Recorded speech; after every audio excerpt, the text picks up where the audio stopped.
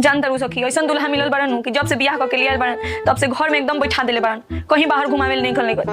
जानता रू सखी हमरो दुल्हा ऐसा नहीं रहन, कहीं ना घुमावे ले जात लो।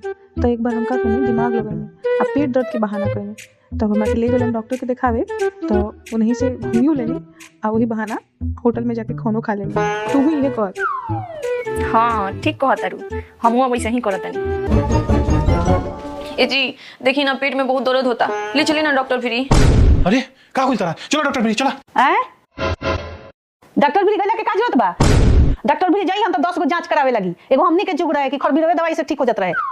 रोका ना, अभी एक गिलास नीम के रस पियावत नहीं, बस सारा पेट के बैक्टीरिया मर जाई। अतन के ना जाइहन एकदम, बुझाता कि पेट में बैक्टीरिया भइल बा तबे दर्द करता। ठीक बा मां, अभी जाके ले आओ तनी हम। नीम का पत्ता माई भी सब चीज के इलाज बा, तुरंत ठीक कर दी।